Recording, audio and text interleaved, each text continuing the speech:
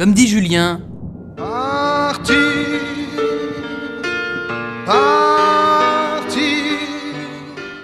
Partir, partir, on a toujours un bateau dans le cœur. Et moi, j'ai décidé de le prendre, ce bateau, ou plutôt l'avion, et découvrir un pays réputé pour sa force, sa bonne humeur, son histoire déchirante et sa bière.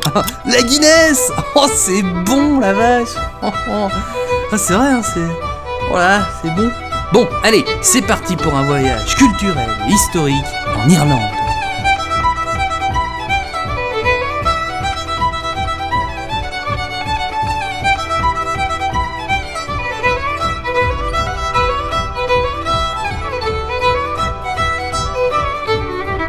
Eh, beau gosse, le petit ciré jaune. C'est moi.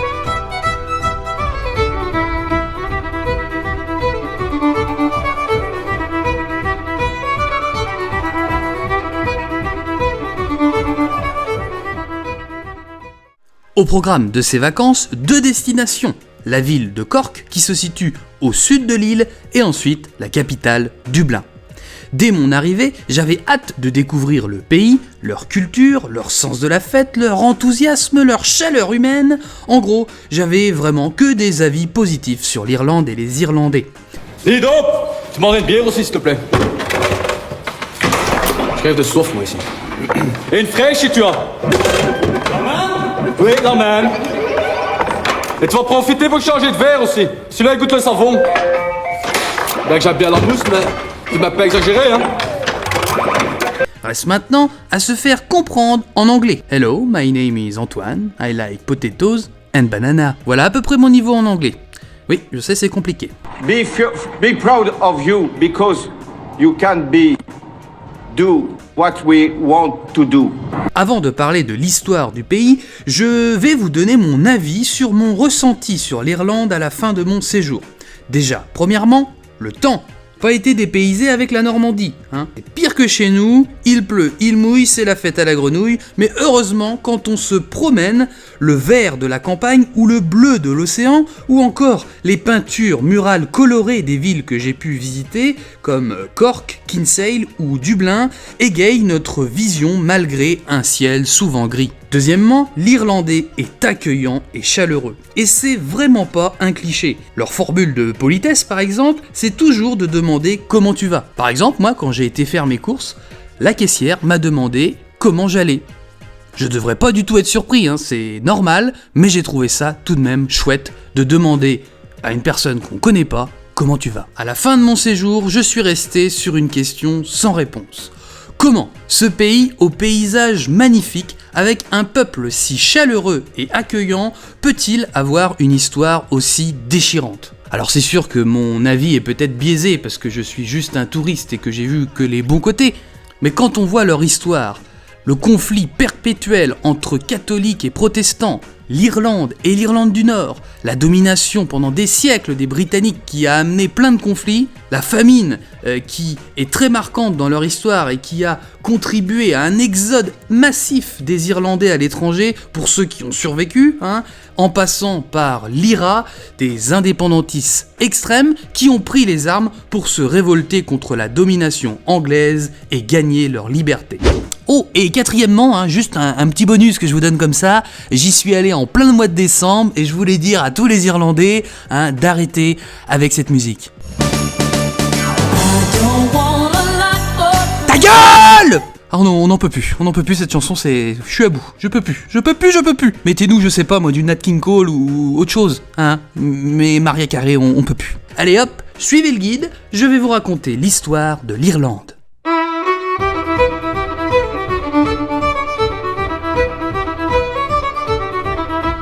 Patoche, le saint de tous les Irlandais, est fêté tous les ans en mars. C'est le point de départ de l'histoire de l'Irlande. Saint Patrick, selon la légende, serait venu en Irlande à la fin du IVe siècle afin de distribuer la parole de Dieu et évangéliser l'Irlande. Faut savoir que l'Irlande au IVe siècle s'est divisée en plusieurs clans qui se battent toujours pour avoir le territoire du voisin.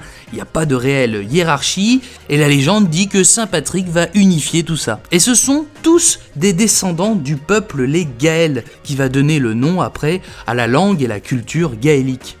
Et à Dublin, on peut voir dans la cathédrale Saint-Patrick que j'ai pu visiter la pierre qui recouvrait le puits qui a permis à Saint-Patrick, à Patoche, de baptiser ses fidèles. On avance dans le temps et on se retrouve en 795. Et là, nous allons avoir 2 siècles de domination viking sur l'île. Ils vont clairement s'installer sur place, les hommes du Nord. Ils vont même y développer le commerce et on va pouvoir, à partir de ce moment-là, voir l'apparition de villes comme Cork, Dublin. En 1171, Henri II, le roi anglais, s'installe en Irlande.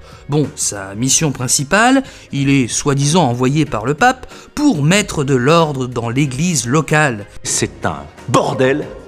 Et puis il s'y plaît bien, finalement. L'Irlande c'est pas trop mal, ça fait un territoire en plus, et surtout des pépettes en plus, de l'argent. Et il va y rester du coup, et c'est le début de la colonisation anglaise.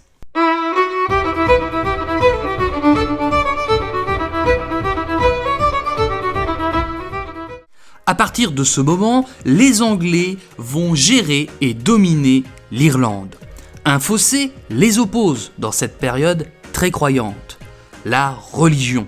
Les Anglais protestants et les Irlandais catholiques. Et les Anglais, ils vont pas se gêner pour humilier les Irlandais. Notamment en 1366 avec les statuts de Kilkenny qui interdisent aux Irlandais de parler le gaélique, leur langue d'origine. En 1494, pour garder le contrôle sur l'île, les Anglais vont promulguer d'autres statuts que l'on va appeler les statuts de Drogheda qui vont mettre fin à l'existence du Parlement irlandais. En 1550, on fait venir des familles anglaises et écossaises, des paysans pour la plupart, pour cultiver la terre irlandaise. Des révoltes vont avoir lieu, forcément, dans les siècles suivants entre Irlandais catholiques et Irlandais protestants. Tout cela sera réprimandé dans un bain de sang et les Anglais vont confisquer même les terres aux catholiques. Pour faire simple, la pensée de l'époque, c'est que les protestants ont le droit à tout et les catholiques ont le droit à rien. Et les protestants, en Irlande, c'est des colonisateurs. Donc voilà quoi, c'est le bordel. Et ça va péter. Vous allez fuir. En 1690, une guerre européenne éclate. Protestants contre catholiques. Oui, je sais, c'est souvent la même chanson. Les siècles passent, mais il n'y a rien qui change. Ils peuvent pas se piffrer, ces deux croyances-là. Et pourtant, elles sont pas si éloignées. Elles se ressemblent beaucoup. Mais on peut pas se blairer. Les Anglais, les Écossais et les Irlandais protestants de Guillaume III d'Orange contre les Français et les Irlandais catholiques. La victoire des protestants elle va être retentissante. Mais la scission irlandaise est bien présente. Il y a maintenant 2 croyances dans le pays. Et les affrontements entre cathos et protestants, on a l'impression que ça fait 20 fois qu'on l'entend. Les affrontements vont être de plus en plus réguliers, de plus en plus violents. Et par la force des choses, ça va amener les Anglais à apaiser, entre guillemets, les choses. Petit à petit, on va prendre son temps quand même, l'Irlande va être reconnue avec l'Union Act en 1801, puis grâce à George O'Connell, les catholiques vont enfin pouvoir être élus au Parlement de Westminster à Londres. Et tous ces événements que je vous ai racontés un petit peu rapidos pour éviter que la vidéo dure 2h20, ça va nous amener vers la période 1845-1852. Un véritable fléau va frapper cette île verte qui résonne encore aujourd'hui.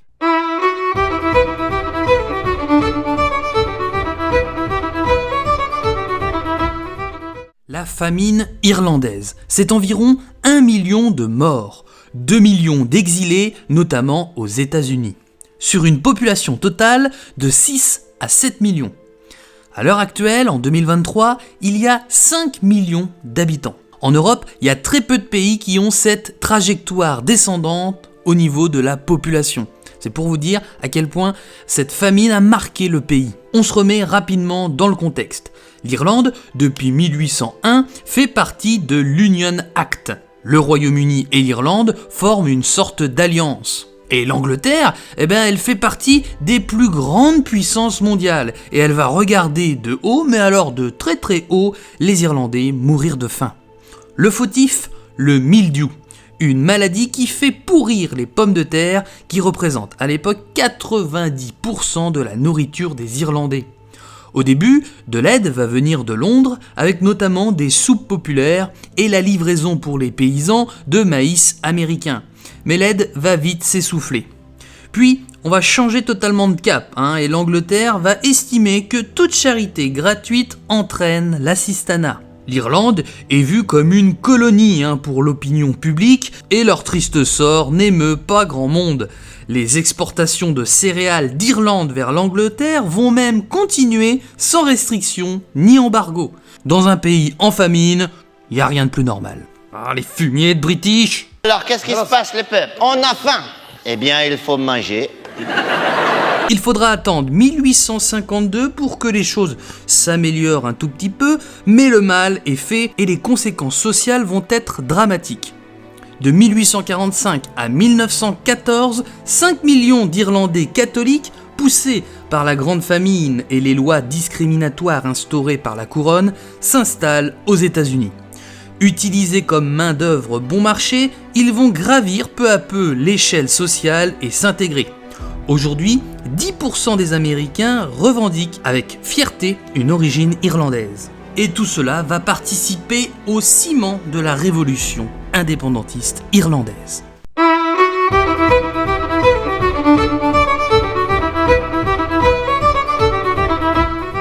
L'insurrection de Pâques, ou appelée également Pâques sanglante, est une révolution des pro-indépendantistes catholiques irlandais. On est en 1916. C'est notamment lors de cette guérilla que l'on va voir l'apparition de l'Irish Republican Army, l'IRA. Retour sur le contexte. Les indépendantistes réclament plus de liberté, c'est-à-dire la liberté tout court. Et depuis 1873, on espère côté indépendantiste le Home Rule, qui permettrait une autonomie interne au sein du Royaume-Uni. 3 fois ce projet est présenté au Parlement, 3 fois refusé. Et il va enfin être validé en 1914, mais repoussé à cause de la Première Guerre mondiale. Pour l'IRA et les indépendantistes, c'est plus possible, ils veulent frapper un grand coup. Ils profitent de la Grande Guerre, autant vous dire que les Anglais ont autre chose à faire en cette période compliquée en Europe, pour pratiquer une sorte de putsch et renverser le pouvoir en place. Ils vont prendre la possession de bâtiments stratégiques de la ville de Dublin. Mais les espérances des révolutionnaires irlandais de voir la population les soutenir en masse va faire un énorme pchit. Le manque d'organisation va couper l'herbe sur le pied aux indépendantistes et les Britanniques vont au bout de 5 jours de bombardement reprendre le pouvoir et l'autorité sur cette île verte. Mais la violence des Britanniques, avec notamment des bombardements sur la ville de Dublin, va avec le temps donner une opinion positive à l'IRA et aux indépendantistes. Le bilan est très lourd, 60 morts côté irlandais, 100 parmi les Britanniques et plus de 200 parmi les civils, et on peut compter également 3000 arrestations. Un conseil de guerre va avoir lieu et tous les meneurs vont être condamnés à mort, sauf Eamon de Valera, sauvé par sa double nationalité irlando-américaine. On va voir que le petit bonhomme, on va le revoir par la suite.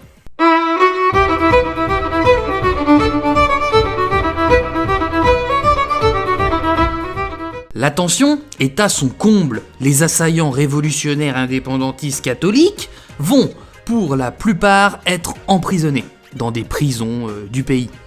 À leur sortie de détention dans les années 1917, à leur grande surprise, ils sont accueillis presque en héros.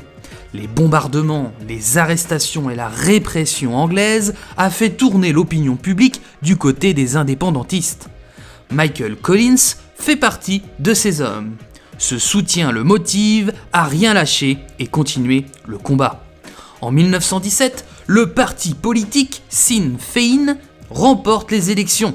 Collins devient député du comté de Cork, où le retrouve également un certain Eamon de Valera, l'ancien pilier de l'insurrection de Pâques. Et le parti qui a gagné les élections va décider de boycotter le Parlement de Londres et de l'établir en Irlande à Dublin. Le dialogue entre Irlandais et Anglais est presque impossible. Des commandos de l'IRA vont aller jusqu'à tuer des agents d'espionnage anglais. En réponse, les Anglais vont tuer 14 personnes en 1920 à Croke Park lors d'un match de foot. Une simple vengeance, hein. Il n'y avait aucune utilité à faire ça. Plusieurs scènes de ce genre vont avoir lieu dans les années 1920 et Michael Collins va soudainement changer de cap, notamment en 21. Après la violence et la perte de plusieurs de ses compagnons d'armes, le dialogue doit enfin commencer, se dit Michael Collins. Et en 1920, c'est chose faite. Le traité anglo-irlandais, ou appelé également le traité de Londres, donne naissance à l'État libre d'Irlande. Fini la domination anglaise et vive la paix!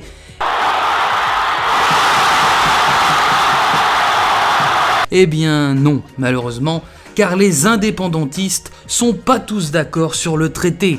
Il va y avoir Collins d'un côté, qui est fatigué par la guerre et qui, maintenant, après avoir réussi à avoir ce traité, veut la paix, et de l'autre, Eamon de Valera qui veut continuer le combat. Leur principal désaccord, le fait que le traité sépare l'Irlande en deux, l'Irlande du Nord étant encore sous emprise anglaise. Va se suivre une année de guerre civile, du sang, des morts, des familles déchirées, 4000 morts, dont Michael Collins. Tout ça pour, au final, proclamer l'État libre d'Irlande dans les années 20, une bonne fois pour toutes.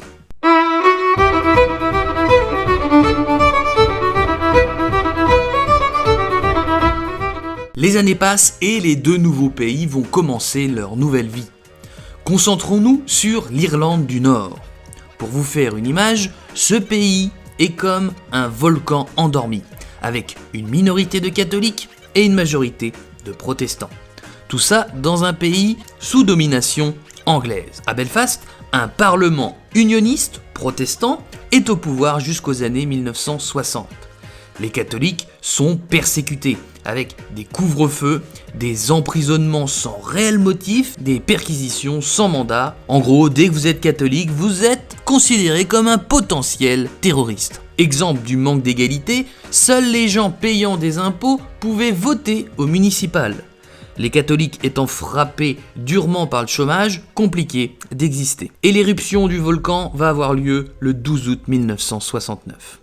Les protestants, comme chaque année, célèbrent la victoire des protestants contre le roi catholique Jacques II en 1688. La marche pacifique tourne à l'émeute quand le regard entre les deux communautés se croise. Le bilan de la journée, 9 morts, 750 blessés et 500 maisons détruites. Pendant 3 jours, la violence se répartit dans tous les quartiers catholiques d'Irlande du Nord. Le Premier ministre nord-irlandais décide alors de demander de l'aide aux Anglais pour rétablir l'ordre. Cette présence de l'envahisseur provoque l'émergence des groupes ultra-violents paramilitaires. L'IRA va faire son retour pour protéger les catholiques et côté protestant, l'Ulster Volunteer Force et l'Ulster Defences Association. La montée en puissance de ces groupes militaires provoque une montée de violence. 13 morts en 69, 467 en 1972. Le 30 janvier 1972, une manifestation pacifique pour l'égalité catholique-protestant a lieu une nouvelle fois dans la ville de Londonderry. Le premier bataillon du régiment paramilitaire britannique ne se posa pas de questions et tira sur la foule. Bilan 13 morts dont 6 adolescents. C'est la fameuse journée du Bloody Sunday que le groupe U2 reprendra dans l'une de ses chansons.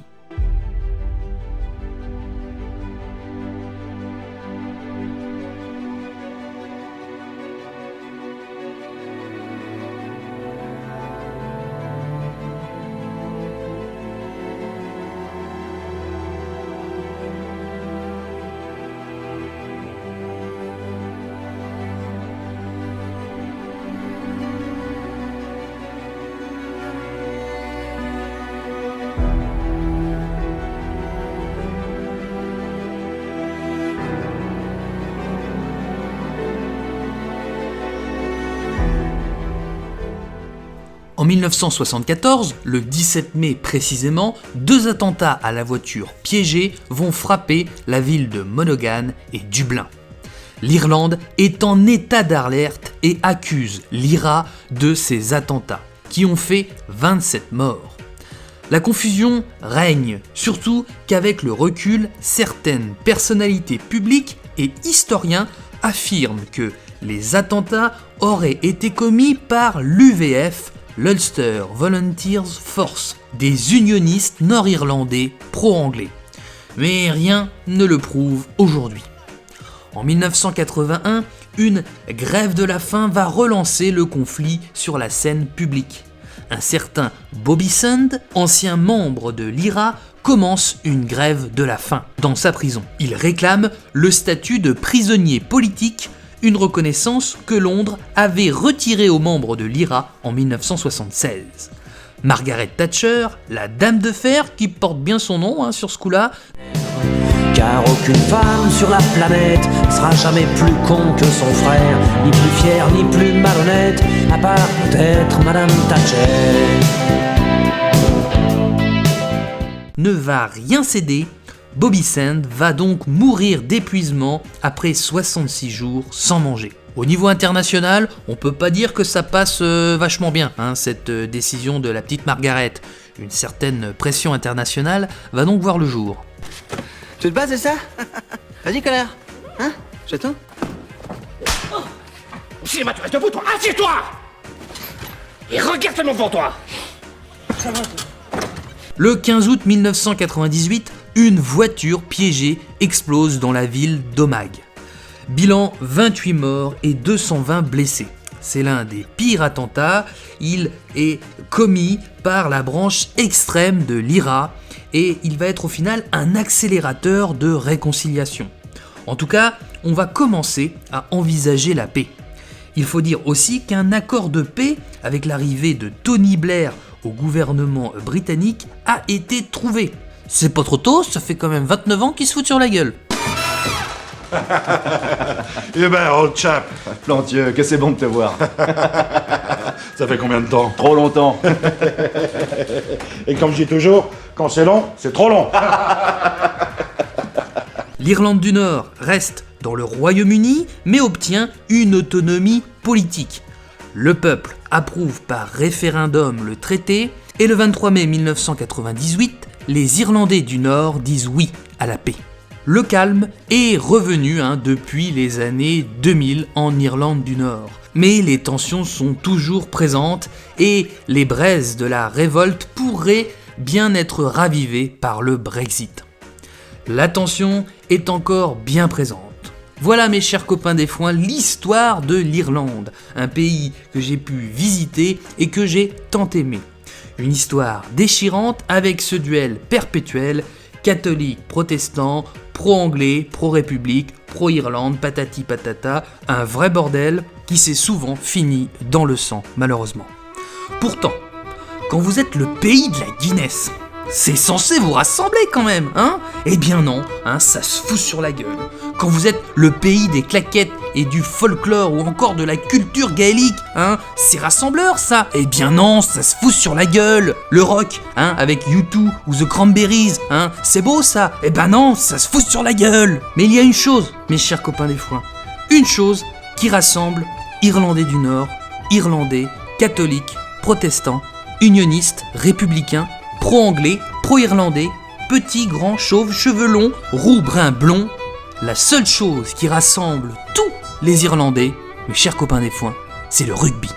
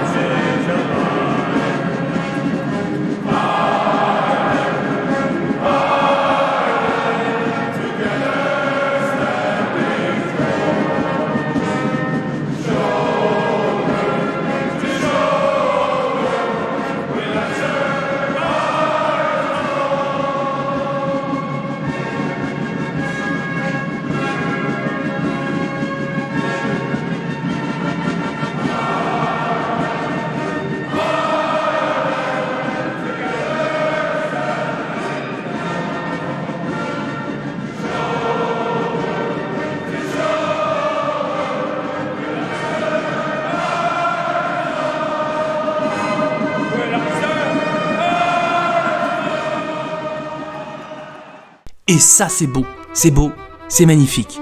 Vive le sport. Voilà mes chers copains des foins, c'est ainsi que se termine cette HDP sur l'Irlande. Je vous invite à me suivre sur ma chaîne Instagram, Toinou le voyou, et pour ceux qui voudraient savoir les sources qui m'ont permis de réaliser cette vidéo, je vous les mets en description. Comme dit le chanteur, aimons-nous vivants, n'attendons pas que la mort nous trouve du talent. Et sur ce, je vous dis au revoir.